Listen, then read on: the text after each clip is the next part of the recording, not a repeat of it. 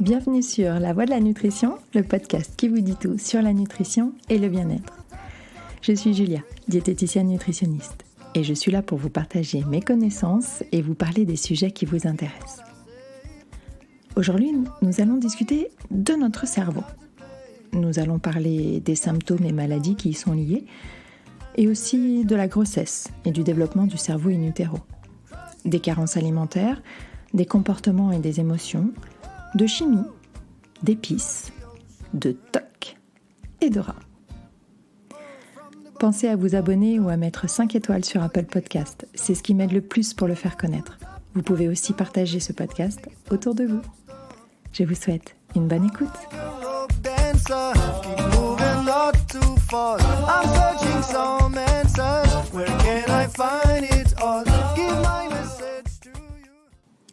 On grossit, on grassit, on tombe malade.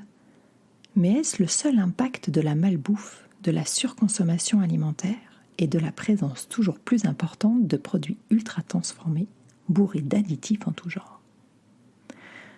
Aujourd'hui, la science nous prouve que l'alimentation a un impact sur la chimie de notre cerveau et donc sur notre comportement, notre santé, bref, notre vie sous toutes ses facettes. Le cerveau, cet organe central qui nous contrôle, ce lieu de pensée, de réflexion, mais aussi d'action et de réaction, qui n'a pas encore livré à nos scientifiques le 10e de ses pouvoirs et de ses secrets. Siège et acteur de nos émotions et de nos comportements, il est aussi le chef d'orchestre de notre organisme qui mène à la baguette le reste des instruments, tout en se gérant lui-même. Bref, lui, les 35 heures, il ne connaît pas. C'est l'organe le plus protégé de notre corps. Il baigne dans un liquide qu'on appelle le liquide céphalorachidien et est entouré de 3 couches de méninges. Il pèse 1,3 kg et est composé à 90% de graisse. Quand je vous dis que le gras, c'est la vie. Son carburant est le glucose. Et oui, du sucre, mais au sens moléculaire du terme.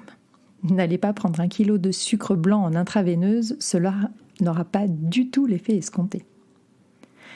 Et comme je vous l'ai expliqué dans les épisodes 5 et 11 sur le sucre et aussi dans l'épisode 7 sur le jeûne, le corps trouvera toujours le moyen de fournir au cerveau son glucose.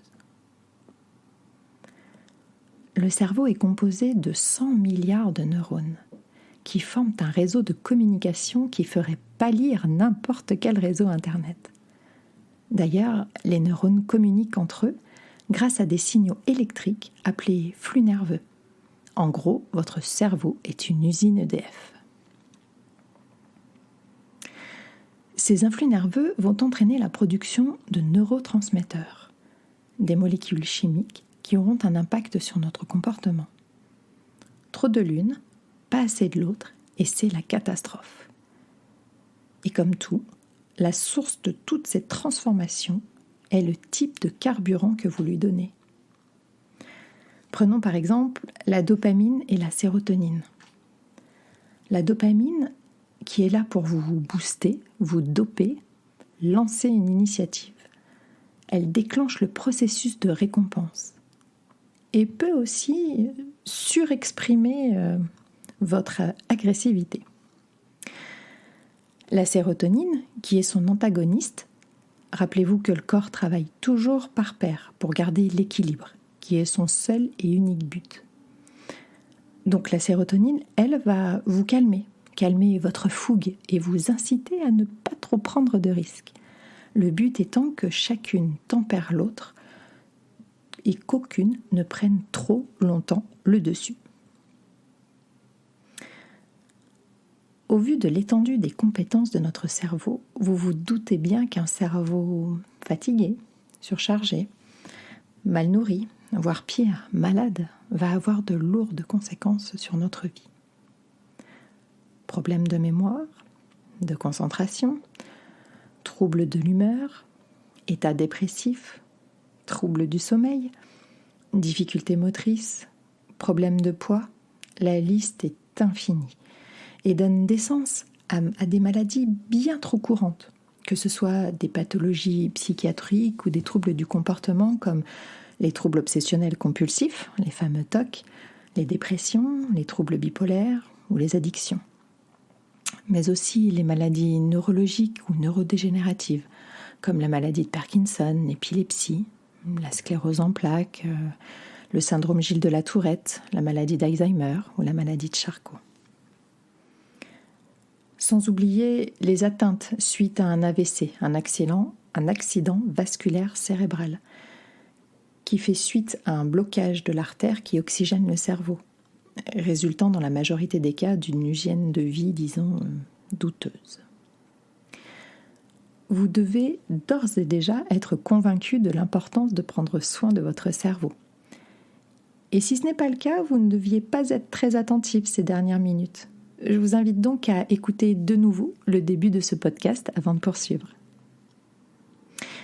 Donc, pour les 100% de personnes convaincues, nous allons maintenant voir ce qui peut endommager notre cerveau et surtout ce qu'il faut faire pour prendre soin de lui.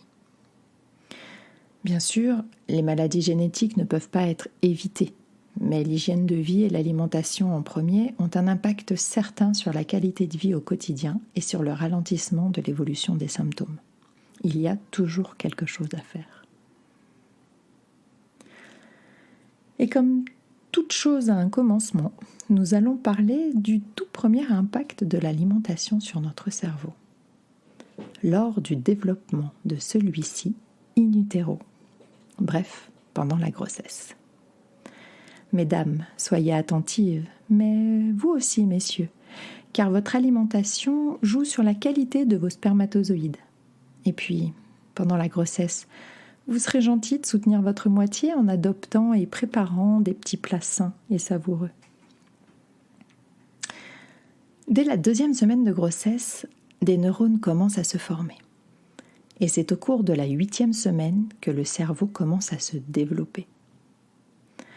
Pendant le 4e mois, donc entre 12 et 16 semaines, le cerveau fabrique plus de 5000 neurones par seconde. Et c'est à son 5e mois que le bébé a déjà plus de 10 milliards de neurones en place. Et durant le 7e, les 100 milliards sont là, formés. En parallèle, le réseau de câblage, de communication se construit, celui qui permettra plus tard de transmettre les informations et ordres à toutes les cellules et tous les organes de notre corps. Il est bien sûr évident qu'apporter de bons nutriments au bébé pendant la grossesse est primordial pour son développement et aussi pour sa future santé. Ce qui nous intéresse aujourd'hui étant le développement du cerveau, voici quelques nutriments et aliments à favoriser. Bien sûr, dans le cadre d'une alimentation équilibrée, la plus saine, donc la moins industrielle possible. Je le dis à toutes mes patientes, quand on est enceinte, on ne doit pas manger pour deux. Mais certains besoins, comme la vitamine D, les fameux folates, le zinc ou la vitamine C ou D, vont nettement augmenter. L'alimentation ne doit pas s'enrichir en quantité, mais en qualité, et être riche en vitamines, en minéraux et en antioxydants, mais aussi en bons acides gras, en particulier les oméga 3, car ce sont eux qui servent à la construction du cerveau. Leurs besoins sont bien augmentés, alors on mise sur des aliments frais, de saison, des légumes à chaque repas, et en particulier les légumes verts ou à feuilles comme les brocolis, les épinards, la mâche, les haricots verts, et aussi les poissons gras, issus de pêche sauvage, comme le thon, le maquereau, les sardines et les anchois. Mais aussi les crustacés, comme les crevettes ou les moules, qui sont aussi des sources excellentes d'iode, qui elle aussi est indispensable à une bonne évolution du cerveau du petit humain en devenir. On trouvera aussi de l'iode dans les œufs et les céréales comme le seigle et l'avoine. On rajoutera des graines et noix riches en oméga 3 comme les graines de lin, les graines de chia et les noix de Grenoble, qu'on peut prendre aussi sous forme d'huile. Il ne faudra pas oublier le fer dont l'apport devra doubler pour permettre une oxygénation optimale du nouveau cerveau et de celui de maman. Et oui, le cerveau aide à transporter l'oxygène dans le corps. Donc on alterne protéines animales de qualité et végétales en couplant céréales complètes et légumineuses, avec toujours en apport un vitamine C pour aider à l'assimilation. Fruits frais, légumes crus. Pendant l'enfance et l'adolescence, bref, pendant la croissance, l'alimentation jouera un rôle également sur la santé immédiate et à long terme, mais a également un impact sur le comportement de l'enfant, sur son psychisme. Une alimentation riche en graisses saturées et en sucre peut entraîner des comportements d'hyperactivité, de manque de concentration, de cauchemars, d'agressivité, d'anxiété, de tristesse, voire de troubles dépressifs. Alors déjà que les hormones ne sont pas faciles à gérer à l'adolescence, évitons de leur en rajouter en perturbant artificiellement avec de la malbouffe, la chimie et l'équilibre de leur cerveau. À l'âge adulte et pendant la phase de vieillissement qui débute à 25 ans, et oui, il faut bien s'arrêter de grandir un jour, le cerveau a toujours besoin qu'on le chouchoute. Les oméga-3 ralentissent le vieillissement cellulaire, comme les antioxydants, et accélèrent les transmissions nerveuses. Les oméga-3, vous savez où les trouver. Sinon, réécoutez les dernières minutes du podcast. Vous semblez faire preuve d'un manque de concentration aujourd'hui. En manque d'oméga-3 peut-être. Pour les antioxydants, il y a par exemple les polyphénols, que l'on va trouver dans les fruits rouges et aussi les épices. Pourquoi pensez-vous que tant de pays comme l'Inde ou la Chine, que ce soit dans leur cuisine ou leur médecine comme l'Ayurveda, utilisent et abusent des épices et des plantes en tout genre ? Ok, c'est bon, ça colore l'assiette. Mais surtout, ces petites merveilles sont des concentrés d'anti-inflammatoires, d'antioxydants, de protecteurs et de stimulants. Alors, on fonce sur le curcuma, le poivre noir, le gingembre, la cannelle, le safran, le paprika, la badiane, le piment d'Espelette, la sauge, le basilic, le thym, le persil, la menthe, l'origan, la coriandre, l'ail. Plus de souffle, je m'arrête là, mais vous avez compris, la liste est longue. Des expérimentations sont menées avec notamment des études sur la criminalité et la nutrition. Oui, il y a des experts aux États-Unis. Bon, ils ont toujours des experts un peu bizarres, mais pour le coup, des experts qui travaillent sur la criminalité et la nutrition en prison. Une carence en B3 entraînerait par exemple une agressivité accrue. Une alimentation protéinée rendrait plus tolérant, alors qu'un fort apport en glucides rendrait rancunier et impulsif. Une alimentation grasse et sucrée entraînerait une inflammation qui se propagerait jusqu'aux neurones, déprogrammant les cellules chargées du nettoyage et de l'élimination des neurones inactifs, qui s'attaqueraient alors aux neurones encore actifs. Bref, on devient plus bête ou moins intelligent. Des études sont même en cours pour démontrer que l'on pourrait relancer la production de neurones à l'âge adulte, alors que l'on pensait jusqu'à présent que le nombre de neurones ne faisait que diminuer. Il y a donc de l'espoir. Un régime alimentaire peu varié, pauvre en nutriments, nous entraîne dans un cercle vicieux. Vous savez que le sucre est 4 fois plus addictif que la cocaïne, toujours basé sur cette fameuse étude sur les rats.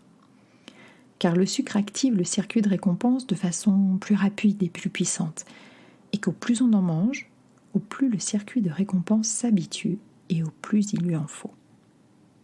C'est la même chose lorsque l'on a une alimentation trop riche, trop sucrée, trop salée. Le cerveau s'illumine comme un feu d'artifice. Notre usine EDF disjoncte, on devient incontrôlable et on s'engouffre. Même s'il y a déjà de nombreuses études et expérimentations, il y a encore beaucoup de choses à découvrir sur le cerveau et sur l'alimentation. Mais une chose est sûre, comme pour tout le reste de notre corps, le cerveau se portera mieux avec une meilleure alimentation. Vous savez ce qu'il vous reste à faire. Voilà, si ma mémoire ne m'a pas trahi, je n'ai rien oublié. Ou peut-être de vous parler méditation, gestion du stress, activité sportive, s'aérer, communier avec la nature. Mais ça sort un peu du cadre de l'alimentation. Mais ça reste pleinement le sujet pour le cerveau et le bien-être. J'espère, comme toujours, que vous avez appris des choses et que vous avez passé un bon moment avec moi. Je vous dis à jeudi prochain. Prenez soin de vous.